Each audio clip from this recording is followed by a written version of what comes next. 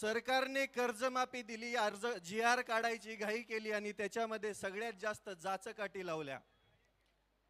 मला सर्वात सुरुवातीला हे मेन्शन करायचं की ही कर्जमाफी फसवी असणार आहे हे आधीच माहिती होतं. जेव्हा काही दिवसांपूर्वी शेतकऱ्यांच्या नावाने आंदोलन झालं आणि मुंबईला बोलून त्याच्यामध्ये काही झालं, त्यावेळेसच समजलं होतं की सरकार फक्त शेतकऱ्यांच्या तोंडाला पानं पुसायचं काम करणार आहे. काम करणार आहे माहित होतं, ते पुढे जाऊन सिद्धही झालं. काहींना आमदारकी भेटली, काहींना वचनं भेटली, पक्ष विलीन झाले आणि सरकारने त्यानंतर GR काढला. GR मध्ये 2 अटी अशा आहेत ज्याच्यामध्ये अख्खी खुट्टी टोकलेली आहे. ज्या शेतकऱ्यांनी 2019च्या कर्जमाफीमध्ये लाभ घेतलेला आहे अशा शेतकऱ्यांचं कर्ज माफ होणार नाही. त्याच्यामध्ये तुम्हाला 50,000 लाभ भेटेल, परंतु तुम्हाला जे कर्ज आहे, तुमचं जे थकीत कर्ज आहे, ते कर्ज तुम्हाला 1 ना 1 रुपया आधी भरावं लागेल. मग याला कर्जमाफी म्हणायची की फडणवीसांनी सुरू केलेली बँकांसाठीची कर्ज वसुली, हा प्रश्न पडलाय. दुसऱ्यामध्ये बी सेम तीच अट आहे, काहीच नाहीये. याच्यामध्ये महाराष्ट्रातील जवळजवळ 36 लाख शेतकऱ्यांचं नुकसान होणार आहे. मग कर्जमाफी द्यायचीच होती तर सरसकट द्यायची ना, ढोंग कशाला करायचं? जर तुम्हाला शेतकऱ्यांचा एवढाच कळवळ आहे तर सरसकट द्यायची. पण नाही, आजपर्यंत तुम्ही 2014 पासून बघत आलेला आहात, समित्या आणि निकषांमध्ये सरकार फसलेलं आहे. मागच्या 10 ते 12 वर्षामध्ये जेवढं काही सरकार आली त्याच्यामध्ये मध्ये एक कर्जमाफी झाली, त्याच्यामध्ये सरसकट दिली होती. पण यांनी 2 कर्जमाफ्या दिल्या, त्या 2 कर्जमाफ्यामध्ये फक्त निकष लावलेले, तर त्याच्यामध्ये दुसरं काहीच नाहीये. या निकषांमध्ये शेतकऱ्याला कोणतीही कर्जमाफी भेटत नाहीये. माझ्या वडिलांच्या नावावरती 35,000 रुपयाची सोसायटी आहे. मागच्या वेळेस बी तो 50,000चा लाभ भेटला नाही, यावेळेस बी भेटणार नाही. मग कसं म्हणायचं की माझ्या शेतकऱ्याला, माझ्या शेतकरी राजाला कर्जमाफी भेटते म्हणून? जी मुख्य मागणी आहे, हेच मुख्यमंत्री देवेंद्र फडणवीस साहेब म्हटले होते की मी सत्तेमध्ये आल्यानंतर शेतकऱ्यांचा सातबारा करणार, कोरा कोरा कोरा कोरा कोरा. पण हा कोरा करायच्या नादामध्ये त्या शेतकऱ्यांच्या सातबाऱ्यावरती बोजा चढवायचं काम हे सरकार करत आहे. या सरकारच्या काळामध्ये विचार करा तुम्ही, कोणतीही सबसिडी शेतकऱ्याला भेटत नाही, कोणत्याही योजनेचे पैसे योग्य वेळेवरती शेतकऱ्याला भेटत नाही, खताचे औषधाचे भाव गगनाला भिडलेत, कोणताही हमी भाव योग्य प्रकारे शेतकऱ्याला भेटत नाही. कांदा 2 रुपयाने विकावा लागतोय. शेतकरी अक्षरशः देशोधडीला लागायला लागला आणि इथलं सरकार म्हणते आम्ही शेतकऱ्यांच्या हिताचं. अरे घंटा तुम्ही हिताचे आहेत, लई शिव्या येतात पण इथं देऊ शकत नाही. यांच्या विरोधात बोलतो म्हणून 2 दिवसापूर्वी 2 अकाउंट उडवले. अरे अकाउंट उडवले म्हणजे आवाज दबत असतो का? येता येता दुसरं उडवलं 5 लाखाचं. एवढे घाबरलेत हे, एवढे घाबरलेत कारण की शेतकऱ्यांची एकजूट व्हायला लागली, शेतकरी एकत्र यायला लागलाय. दादांनी सुरुवातीला आंदोलन चालू केलं, कांद्याच्या आंदोलनामध्ये बघा सुरुवातीला 12 रुपये 35 पैसे वाढवलं. जशी जशी शेतकऱ्यांची एकजूट वाढायला लागली, दादांचा तीव्र विरोध चालू झाला. त्यानंतर 15 रुपयाच्या वर भाव केला ना, आता काहीतरी 16.5 रुपये केलाय. मग तुम्ही असं खुडत देण्यापेक्षा एक खट्या का देत नाहीत? गोष्टी देत असताना तुम्हाला सतत समित्या आणि निकष का लागतात? आणि तुमचा तो पात्र शब्द नेमका कोणत्या पुस्तकात आलाय तो एकदा बघावा लागेल. नेमका यांनी कोणत्या पुस्तकातून अभ्यास केलाय? कोणतीही गोष्ट मागितली की पात्र शब्द टाकणार. त्या पात्र शब्दामध्ये शेतकऱ्यांची अख्खी कर्जमाफी ही फसवी झाली. शेतकऱ्यांच्या हाती काहीही भेटणार नाही. शेतकऱ्याच्या हातामध्ये फडणवीस सरकारने गाजर द्यायचं काम केलंय. आणि कोणी बोललं की एक तर त्याच्यावर गुन्हे दाखल होतात, एक तर त्याचे अकाउंट बंद होतात आणि त्याला जेलमध्ये डांबल्या जातं. शेतकऱ्यांच्या हितासाठी बोलत असताना काही भांडगुळ परत अजून खाली कमेंटमध्ये बोलतात की हे फक्त स्टंट चालू आहे वगैरे वगैरे. 1-2 दिवस उपाशी येऊन बसा की. 4-5 तर भांडगुळ सोडलेत सरकारने. अक्षरशः संविधानिक पदावरती असताना भिकार चोटासारखं बोलतात हे. दलिंदरासारखं. अरे तुमच्या मनामध्ये एवढी नीचता भरलेली आहे, तुम्ही माणसं नाहीत, राक्षस आहात. तुमच्याकडून शेतकऱ्यांचं भलं होईल याची अपेक्षाच नाहीये. पण आम्ही पण खमकेत, आम्ही पण शेतकरी आहेत. आम्ही आतापर्यंत आमचं रुमणं त्या अवतावरती धरून 2 फूट आतमध्ये आऊत खुपसलंय शेतामध्ये. आमच्या शेतीची मशागत केली आहे. तेच रुमणं काढून, तेच रुमणं हातामध्ये घेऊन तुमच्या डोक्याची आणि तुमच्या ढुंगणाची मशागत करायला आम्हाला वेळ लागणार नाहीये. आमच्या आसुडाचा आवाज ऐकला तर तुमच्या कानातून रगात निघल. त्यामुळं सुधरा, या 2 अटी मागे घ्या. सर्वसामान्य शेतकऱ्याला कर्जमाफीचा लाभ भेटू द्या.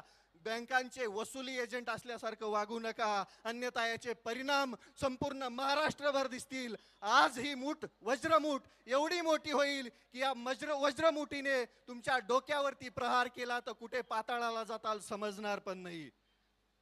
अरे यांना लाजा वाटायला पाहिजेत. देत असताना जरा नीट तरी द्यायचं ना. निकष लावून द्यायचंय तर द्यायचं, ढोंग कशाला करायचं? मतांपुरता शेतकरी लय महान असतो यांच्या नजरेमध्ये. पण मतं भेटली, सरकार आलं, सत्तेमध्ये बसले, ढुंगणाखाली खुर्ची भेटली की झालं, शेतकऱ्यांचा विसर पडला. कर्जमाफीचं गुऱ्हाळ मागचं 1 वर्ष चालू आहे माहितीये. आता GR काढलाय. GR काढताना म्हणले की आचारसंहिता झाल्यावर, मग GR बी आचारसंहिता झाल्यावरच काढायचं ना. म्हणजे प्रत्येक वेळेस फक्त फसवायचं, प्रत्येक वेळेस शेतकऱ्याला फक्त तोंडाला पानं पुसायची आणि प्रत्येक वेळेस शेतकऱ्याला फक्त खेळवत ठेवायचं. हे काम हे इथलं सरकार करतं, हे पाप आहे. सर्वसामान्य शेतकऱ्याच्या अडचणी काय आहेत काय माहिती यांना. मंत्रालयाच्या AC मध्ये बसून यांना निर्णय घ्यायला काय लागतंय. कधी या आमच्या शेतामध्ये आऊत आणून दाखवतो तुम्हाला काय त्रास असतो ते. देशोधडीला लागलाय शेतकरी आणि त्याच शेतकऱ्यांवरती वार करायचं काम हे सरकार करतंय. या सरकारला धडा शिकवण्यासाठी शेतकऱ्यांना आता एक या.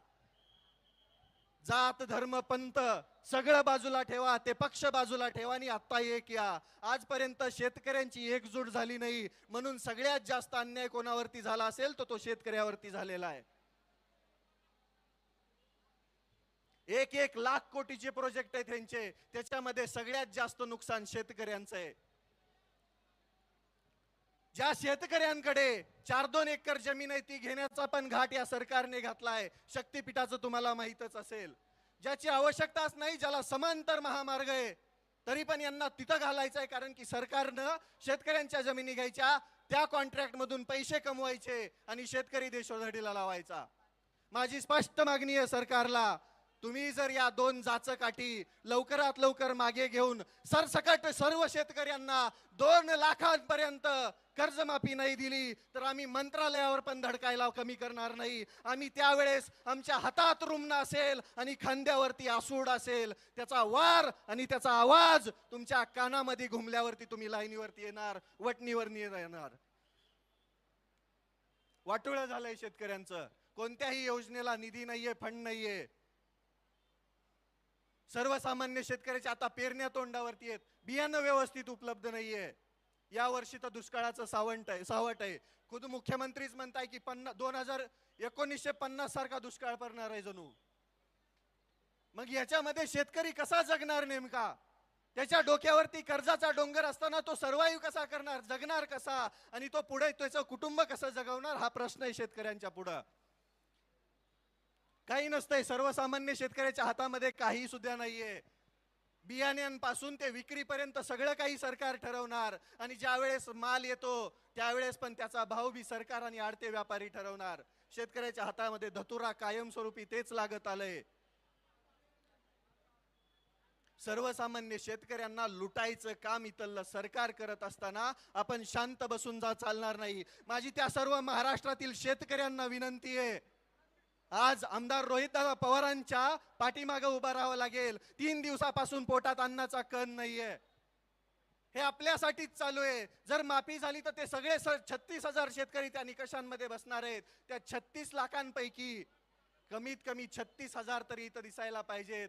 त्याच वेळेस इथल्या सरकारवरती दबाव बसणार आहे. माझी महाराष्ट्रातील सर्व शेतकऱ्यांना विनंती आहे, कुठं बी असा पण पंढरपुरात दिसा. आजपर्यंत तुम्ही वारकरी बनून इथं आला होतात, आता एकदा शेतकरी बनून पंढरपुरात यायची वेळ झाली आहे. आमदार रोहितदादा पवारांचे हात बळकट करायची वेळ झाली आहे. हे तुमच्यासाठी चालू आहे फक्त. याच्यामध्ये कोणता स्वार्थ, कोणता स्टंट किंवा अजून काही नाहीये. मुळातच या राज्यामध्ये विरोधक ठेवायचाच नाही असा सरकारचा घाट आहे. त्याच्यासाठी 4-2 भिकारचोट सोडलेली येत. काल एक जण बकवास करत होता, दलिंदर. अरे 2 मारावे वाटले, आई शपथ सांगतो. नाव घेतलं लय बुडाला आग लागल, घेणार नाही, तुम्हाला समजून गेला असेल. लाजा वाटत नाहीत का तुम्हाला बोलत असताना? लाजा. अरे जनाची नाही मनाची तरी ठेवा ना. कोणीतरी शेतकऱ्यांसाठी लढत असताना तो स्टंट कसा असू शकतो? आम्ही तर तुमच्या सरकारमध्ये घेतलेल्या त्या कडूला मी पाठिंबा दिला होता ना.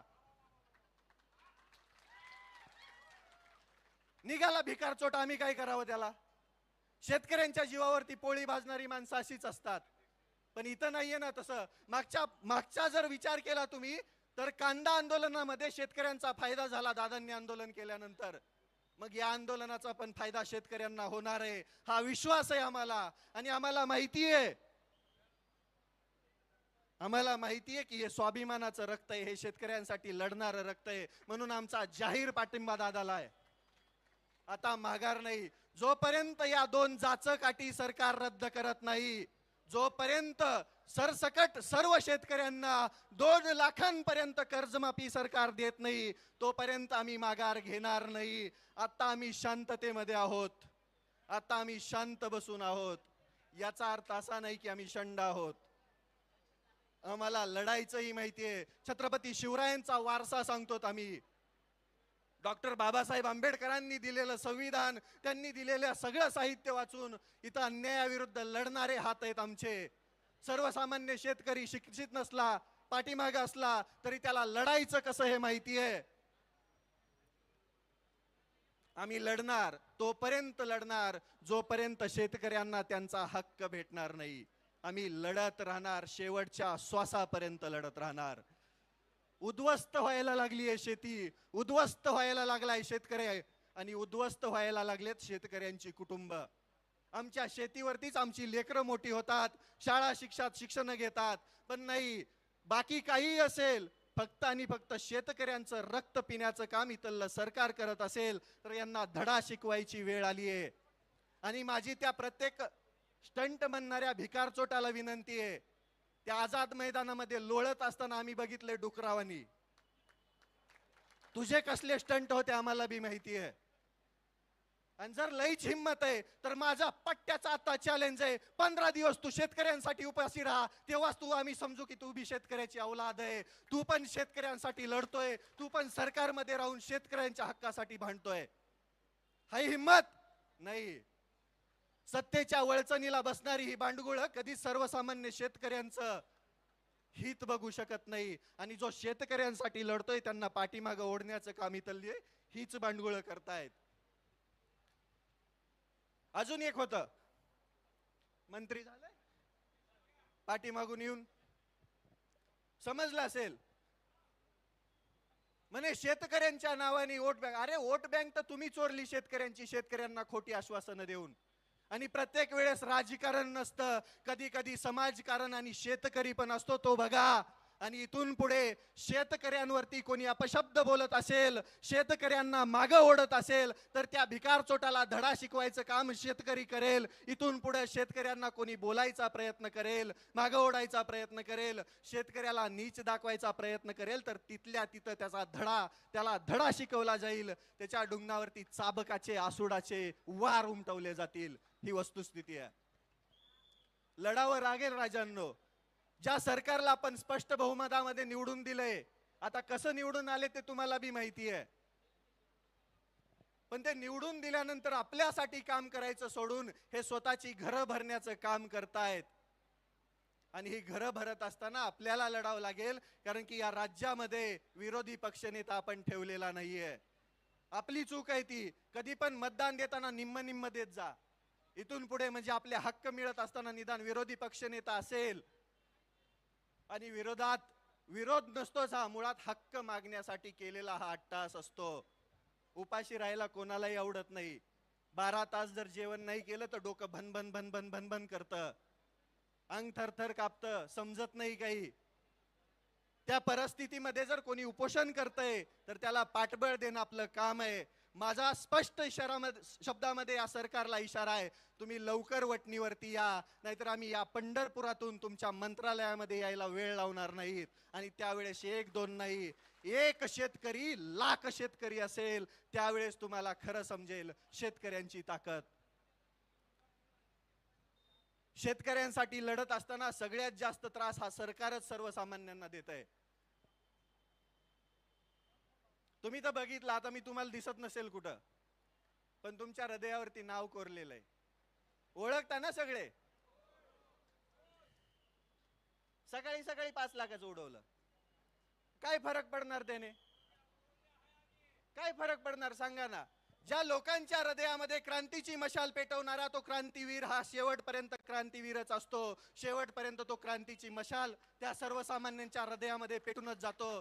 त्याच कर्जमाफी, फसव्या कर्जमाफीच्या विरोधामध्ये क्रांतीची मशाल आमदार रोहितदादा पवारांनी पेटवायचं काम केलंय. आमचा त्यांना जाहीर पाठिंबा आहे. तुम्ही सर्वजण कायमस्वरूपी, जोपर्यंत या जाचक रद्द होत नाहीत तोपर्यंत आम्ही इथून हलणार नाही. आता आम्ही माघार घेणार नाही. आणि तुम्हाला वाटत असेल इग्नोर करताल, तर इथून पुढे महाराष्ट्रातील त्या चौकामध्ये त्या प्रत्येक शेतकऱ्याने जमायचंय आणि इथल्या सरकारला धडा शिकवण्यासाठी, इथल्या व्यवस्थेला धडा शिकवण्यासाठी प्रशासनाला निवेदन देऊन त्या प्रत्येक ठिकाणी आंदोलन करायचंय. तुम्ही पंढरपूरला येऊ शकत नाहीयेत ना, तर महाराष्ट्रातल्या कोणत्याही कोपऱ्यामध्ये तिथून आंदोलन करा आणि आमदार रोहितदादा पवारांना पाठिंबा द्या. त्याच्यामध्येच तुमची लढाई यशस्वी होईल आणि तुम्हाला तुमचा हक्क, तुम्ही मागितलेली कर्जमाफी भेटण्याचं काम होणार आहे. त्यामुळे एकत्र या, लढा. एकत्र आलात तरच आपल्याला आपला हक्क भेटणार आहे.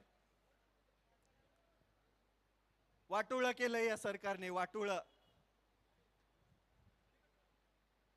कधी बघा जाऊन सर्वसामान्य शेतकऱ्याच्या शेतामध्ये जाऊन, बांधावरती जाऊन परिस्थिती. खताचे भाव गगनाला भिडलेत, गगनाला. बियाणं भेटणार नाही अजून 2-4 पाऊस झाले तर. आधी स्टॉक झाला काही जणांकडे, मग हळूहळू बाहेर काढणार. मगाशी मी एक पोस्ट वाचली, लई इंटरेस्टिंग होती, लई इंटरेस्टिंग. ते आपल्या अन्न आणि औषध भेसळ प्रशासनाचे आयुक्त म्हणून तुकाराम मुंडे साहेबांची आपल्या नियुक्ती केली आहे. मग देवेंद्र फडणवीस साहेबांच्या पेजवरती एक पोस्ट होती बीजेपी मुंबईच्या, की देवेंद्र फडणवीस साहेबांची कामगिरी इथून पुढे गुटखा विकणाऱ्यांवरती मोकोका कारवाई होणार. आणि याच्या दोन नाही 6 महिने आधीच नरहरी झिरवळ साहेब म्हणले होते की आम्ही बी मोकोका कारवाई करणार, पण एकावर बी झाली नव्हती. कालपासून सगळ्यांवरती व्हायला लागली. म्हणजे एक माणूस सिस्टीम मधला काय करू शकतो, हे बदल घडू शकतो हे तुम्ही बघता, पण त्याचं श्रेय लगेच दुसरे घेणार. बरोबर की नाही? तसाच अधिकारी जर आमच्या शेतकऱ्यांसाठीच्या असणाऱ्या कृषी विभागाला असला तर मामा पळूनच जातील लगेच. बरोबर की नाही? परवा दिवशी तर म्हणे एका शेतकऱ्याला, माझ्याकडे त्या शेतकऱ्याचा असो, अक्षरशः ऊस जळाला होता. ऊस किती असंवेदनशील असतात ही माणसं, तुम्ही बघा. ऊस जळाला, त्या शेतकऱ्याने उन्हात बसून आंदोलन केलं. त्याला पाणी सोडण्याचं आश्वासन भेटल्यानंतर आंदोलन मागे घेतलं. त्याची मागणी होती फक्त जळालेल्या ऊसाचा पंचनामा करा. अतिवृष्टीचे पैसे अजून आले नाहीत शेतकऱ्याच्या खात्यात. कोणत्याही विम्याचे पैसे मागच्या 2-4 वर्षात शेतकऱ्याच्या खात्यात आलेले नाहीयेत. पंचनामा करण्यासाठी कृषी मंत्री म्हटले की हे माझ्याकडे नाहीये, तुम्ही तुमचं बघा, तुम्ही मोठी माणसं आहेत. हे मनाने भिकारडे असणारी लोक आहेत. मनाने, पैशाने लय श्रीमंत आहेत हे, पण मनाने अक्षरशः भिकारडे. कारण की यांच्या मनामध्ये शेतकऱ्यांसाठीचा कसलाच प्रेम नाहीये, ना भाव आहे, ना शेतकऱ्यांचं भलं करण्याची ताकद आहे यांच्यामध्ये.